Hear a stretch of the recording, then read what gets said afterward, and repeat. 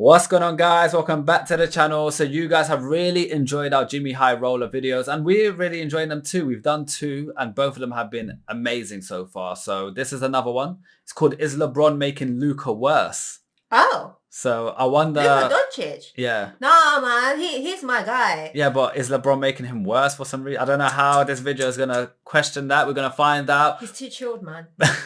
Before we do, guys, smash that subscribe button because we are still climbing the ladder. We're climbing, guys. Let's do it. Come on. We are now 7 games into the Luka Doncic era in LA. And after getting out to a rough start, things seem to be on the right path for the Lakers and their new superstar.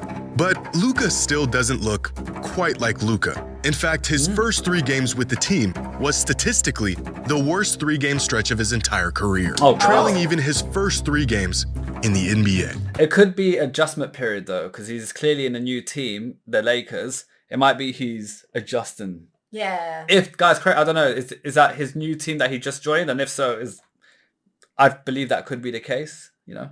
Now, there are plenty of great reasons why this has been the case. The man is transitioning into a completely new system. My bad. He's playing alongside new teammates and just beginning to build chemistry with them. Yeah. He's coming off of the most serious injury in his career, and he's playing himself back into shape. And of course, he's still mentally recovering from one of the most egregious cases of backstabbing in sports history. All of these explanations are perfectly reasonable. But some fans have elected a 4th possible reason for Luka's recent slump.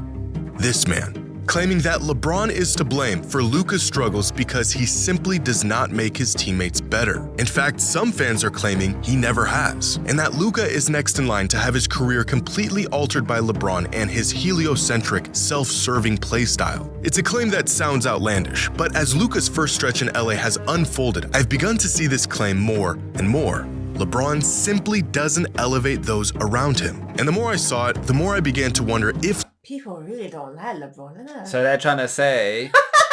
because, oh my God. Basically, they're trying to say Luka needs to be elevated by his team and LeBron don't elevate no one. So Luka's getting worse from that. Yeah, people really don't like... I do feel sorry for LeBron. The hate he gets is, in my opinion... It's a bit much. But like you said, it could be because it's a new team. Everyone plays different. The guy just said he's recovering from one of the worst injuries he's had. And he had a charge against him or something like that. Backstabbing. So you got backstabbed. You probably got let go of a team, or I don't know what the story is. Comment below. What was the backstabbing, guys? Comment. He's clear it up. Physically recovering and emotionally recovering. Yeah, literally. Yeah, from the sounds of it. LeBron is a great teammate, or if he is just a great player. A question that led me down a rabbit hole of player testimonies, historic data, and career trajectories to uncover the truth behind if LeBron truly makes his teammates better. Wow. Jimmy High Roller. The year is 2007. Dirk Nowitzki is the MVP frontrunner. Steve Jobs just announced the first iPhone. Kevin Durant is still at Texas. And LeBron just dropped a 40-piece on the Pistons. An early masterpiece within his storied career and fuel to the fire both for fans and critics. At this point, the world was well acclimated to the megastar LeBron was becoming. This kid isn't just good, he may be the best player in the world. But does he make his teammates better? In a Slam article published in March of 2007, the question was already being posed. The verdict at the time? It didn't matter. His teammates weren't good enough to make a difference anyways, and he would need to drop 40 bombs to keep his team alive come the playoffs. Which is exactly what he did a month later when he put together one of the most ridiculous carry jobs the NBA has ever seen, dragging an underwhelming Cavs roster to the NBA Finals. Fast forward 18 years, and LeBron is still really good. And the question of if he truly makes his teammates better is still being asked. The latest evidence suggesting he actually doesn't? A 25-year-old superstar Luka Doncic struggling to adapt to a system centered around a 40-year-old LeBron. Career lows almost across the board in his first stretch with the team. And although there is a list of perfectly good explanations for Luka's struggles, some suggest the real problem is LeBron. We have seen LeBron elevate countless teammates into real championship-caliber players. But we've also seen legitimate talent get suppressed and relegated under LeBron's leadership and play style. So, is there any real validity to this argument? And is LeBron James a great teammate or just a great player? Well, over the course of LeBron's career, he has played with a total of 240 players. But many of these were for just a handful of games. Of the 240, 110 of these teammates played with him for a considerable amount of time. at least a full season of being on the same roster. And out of these 110 past and present teammates, only 27 of them played their best season in the league while playing with LeBron. That's only 25%. I'm surprised Dwayne Wade's on the red side. Yeah, because I felt like he played very good with That's what I assumed LeBron as well. But we only saw highlights. We don't know the overall season. The other 75% of it. Kyrie Irving's there. Yeah, they played really good together, no? Like all the time. From what we saw. I thought we need to watch more than highlights, guys. Because highlights clearly showed them like... Yeah, what's happening? His teammates had their best seasons somewhere else. But this isn't really a fair metric. Many of these... Yeah, but having your best season somewhere else doesn't mean you had a bad season with LeBron. You just had a better season elsewhere. But it don't mean it's bad. Like he might have had a second best season with LeBron. Like it's still an amazing overperforming season. I'm telling you, there's just... LeBron's like Marmite. You either like him or you don't like him. Love him or hate him. That's it, man. The people that don't like him, they're going to find any excuse. And they really show it. Yeah. I'm not going to lie. Became teammates with LeBron long after their prime years and weren't nearly as good or productive as they were prior to teaming up with LeBron. Now, looking at the most notable and longest tenured teammates of LeBron's career, nearly all of them played better or at least had better seasons without LeBron. And most of these players were in their prime when they became teammates, including Dwayne Wade, Chris Bosh, Kevin Love, and Anthony Davis. But this still doesn't address the progression or regression players have once they team up with LeBron. How players played in the season prior to teaming up with LeBron, how they played in the following season with LeBron, and how they played once they were no longer teammates with him. So here is every player that was a teammate of LeBron's for at least a full season's worth of games. 59 players in total, ranging from Avery Bradley and Rashard Lewis to Anthony Davis and Chris Bosh. Now, of the 52 players who played at least a full season in the league before becoming teammates with LeBron, 26 of them saw an increase in their value and impact after. Can I just take this moment to shout out this YouTuber? Oh yeah. His data is good. He puts in so much work. Look at all this. Guys, Jimmy High Roller. Stats that he's doing. You guys suggested him, and I honestly think he's probably the best NBA YouTuber in terms of his work is very good. Yeah. I can't even front. After teaming up with him, 24 had a decrease in their value and impact, and 2 of them stayed virtually the same. In other words, about half of LeBron's teammates played better, about half of them played worse, and on average, his presence was essentially a net neutral.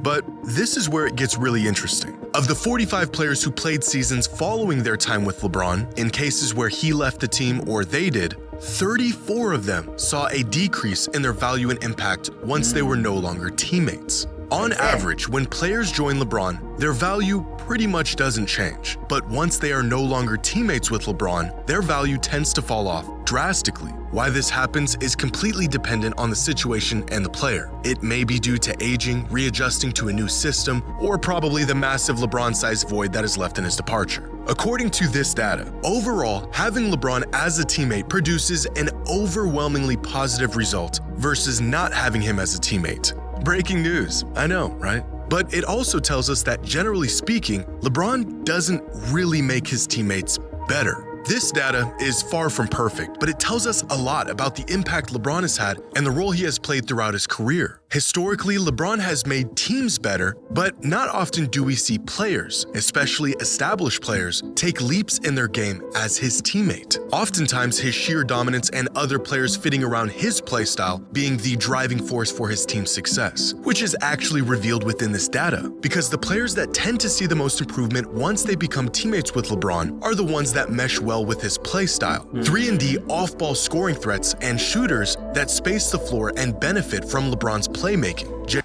That's the difficult scenario because LeBron is such a pinnacle. He's like the main tower in the team. He's like the thing that holds the building up. And because he's so dominant and so consistently good year on year, the management and stuff are going to build teams around him. Why wouldn't they? You know, they want a team to win. Yep. So yeah, they're bringing in stars, but then I guess in a way, it's the question he brought it up is what Jimmy brought up is, does LeBron's talent suppress other people's talent because they have to work around LeBron now? Yeah, and that's what they're getting at with this. So yes and no. Yes, because they have to work differently to what they're probably used to in their previous team. But at the same time, if you're a good player and you can work, you can adjust, you'll make it work, in my opinion. Then again, that being said, look at the Warriors. You got Curry, KD, and you got Klay Thompson. You know what it is with them? In my opinion, they're all very good. Yeah. And their chemistry works so well. Yeah. But that's what it is. It's chemistry. Their team isn't built around one player. It's true. They don't build around Steph Curry. Yeah. They play like Steph Curry's there and he absolutely destroys it. But not everyone is focusing on passing to Steph Curry. When Steph Curry passes the ball, he passing it to Klay Thompson. I feel like it's just evenly distributed, which makes them such a scary team. They are a team. They're not a one player that's being elevated further by his team. That's a good point. That's what I feel about it. What do you guys think? Do you agree or disagree? I'll be interested to know.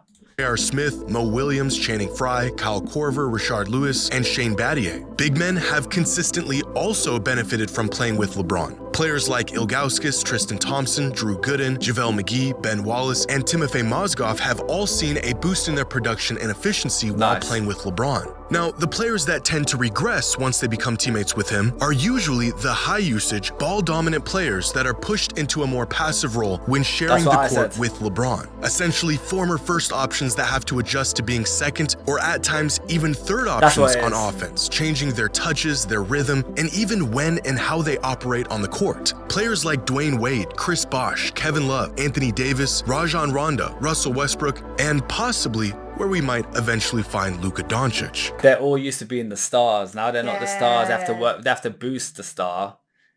And I guess they don't know how to play. It's a whole different story, isn't it? And this is the answer to the age-old question we came here to answer today. For most players, teaming up with LeBron can come with more open looks. It can mean an easier offensive assignment or a role that better suits your play style. With a playmaker as incredible as LeBron is, scoring opportunities can open up in places they never did before, in the form of lobs, skip passes, being rewarded for cutting and moving off the ball, and even being in close proximity to LeBron, granting them access to one of the sharpest minds basketball has ever seen. For the most part, it's the role players. Why did the guy in the middle look like, He had enough.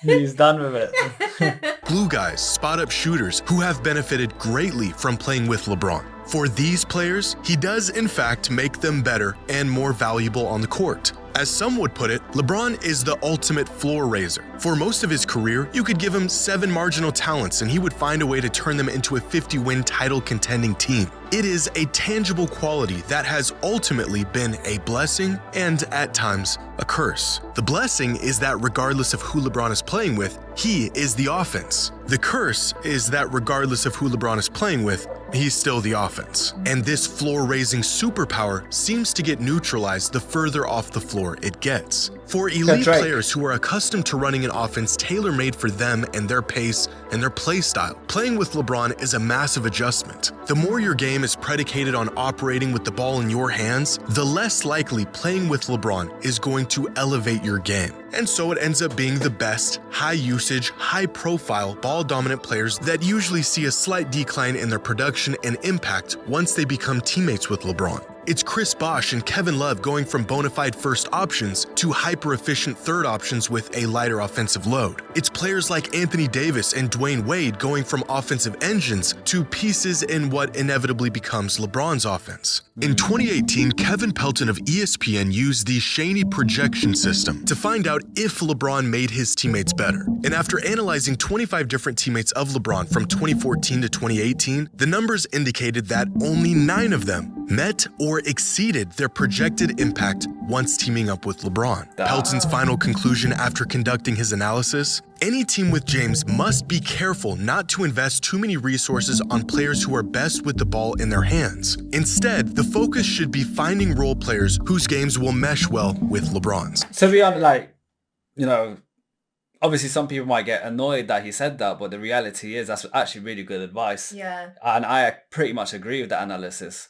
It would be silly for them to waste crazy money getting a transfer on a player who's, ball dominant when what they're trying to do is just elevate LeBron. Yeah. You're better off getting people that are half the price, who's more of like a assist factor of the main machine, which is LeBron in their team. So it's just the way they do things. It's what it is. And although teaming up with LeBron is a transition that has proven to be purely incompatible for some players, a lighter offensive burden is not necessarily an indicator of regression. In fact, in many cases, sacrificing box score numbers and shot attempts and usage is a sacrifice necessary to win. For every player that was forced to take a backseat and transform their game for the sake of LeBron and the team, there's a player who's found success and improvement in being teammates with LeBron. Because LeBron may or may not make you a better player, but he has perpetually made teams better. And it's a trade-off that... Do you think it's because LeBron went to the Diddy party? I'm being serious. Diddy makes things happen. I don't know, man. Look at Beyonce and Jay-Z. Yeah. They are up there. But, I don't know. Maybe it's something to do with the Diddy part. I don't know. But the thing is, LeBron is genuinely talented. No, yeah, he is. He's not. Why is the spotlight on him only? Because he's And that good. it's helping him with his career. This is me just being suspicious, guys. So, you know. Comment below what you think. You let me know most what you think. players are ready and willing to make if they want to win. Dwayne Wade said that LeBron is the best teammate you could ever have. Chris Bosh said playing with LeBron was a dream and that the game was easy with him. Kevin Love said LeBron made the game easier for all of us. Anthony Davis said LeBron is the best leader I've ever played with. He makes everyone better. And this is the resounding sentiment of most players that have played with LeBron. He is the best player in the world and an even better teammate. LeBron put me in a position to succeed. He's a great teammate. He's a great teammate. He made the game easier for all of us. Whereas I think as well, you know, these ball dominant people, they're used to having high pressure and they're always having to like elevate their game to win. But with LeBron taking that pressure, it's a responsibility LeBron's putting on himself, which he doesn't, have to do, but he's doing it. Which, like they said here, he makes the game easier for everyone because those players no longer need to work as hard. But then this is another thing. You've got these outstanding players that are coming to this team and they don't know how to function anymore. Or their ability is getting minimized. Yeah. That's what it is. So they're being suppressed in a way. So yeah, it's tough. It's a catch-22. It's a double-edged sword in a way. LeBron is the ultimate teammate. LeBron makes the right play every time. He is an incredible everyone teammate. rates him. The numbers and data may get us closer to an objective truth behind this question, but it's the personal testimonies from teammates themselves that, to me, speak louder than anything. Yeah. And all of this information that we gather here today gives us a small glimpse at where this duo may end up and the sacrifices that will be necessary if they want to tap into their full potential of what they can be as teammates. For 2 decades, LeBron has been the centerpiece to every roster he's ever been on. 240 teammates over the course of 22 years, all of them fitting around him. But at the age of 40, it might be time to pass the torch to a player who is ready to fill a role only LeBron once could. LeBron and Luka may be able to coexist just as they are without compromising their games. But if history has shown us anything, regardless of the talent available, and especially if the talent available is extraordinary, in order to be great, someone has to be willing to recalibrate their game in exchange for winning and what's best for those around them. A sacrifice that many great players have made for LeBron, and one that he may soon have to make for his teammate. wow.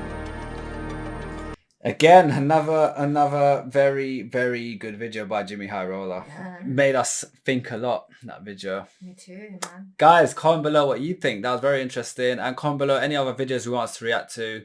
For now, peace out. Bye.